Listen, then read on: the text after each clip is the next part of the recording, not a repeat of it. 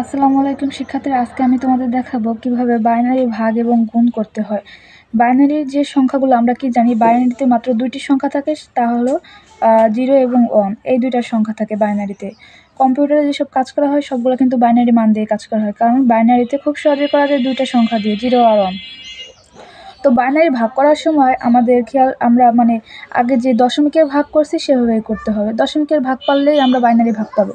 তো দেখো, দশমিকের ভাগে যদি 0 ভাগ 1 থাকতো তাহলে আমরা কি দিতাম? 0, কারণ 0কে যা দিয়ে ভাগ করো 0 হবে।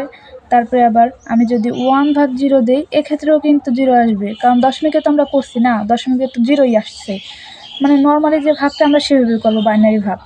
তারপরে এখন যদি আমি 0 ভাগ 0 দিই তাহলে আসে 0।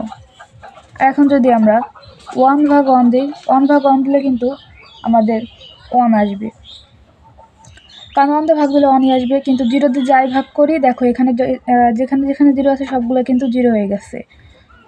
ভাগের ক্ষেত্রে তো আমরা 0ই করছি, তাই না? দশমিকের ক্ষেত্রে। এখন দেখো বাইনারি গুণ,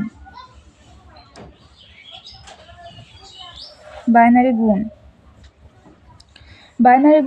বাইনারি গুণ আমরা কিন্তু সেই দশমিকে যেভাবে গুণ করছি সেভাবে গুণ করবো। তো দেখো, যদি 0 গুণ 1 দেই তাহলে কিন্তু আমাদের 0 আসে।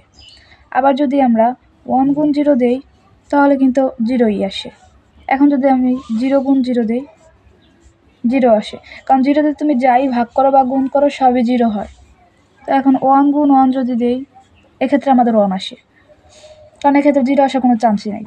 তো এইভাবে আমরা বাইনারি ভাগ এবং গুণ সমাধান করবো। তোমরা যদি দশমিকের ভাগ এবং গুণ পারো, অবশ্যই আমরা দশমিকের ভাগ এবং গুণ পারি। তো ওইগুলো যদি পারি তাহলে আমাদের আর এত কিছু শিখতে হবে না। বাইনারি সিম্পলভাবে আমরা নর্মালি যে ভাগ গুণ সেভাবেই করবো।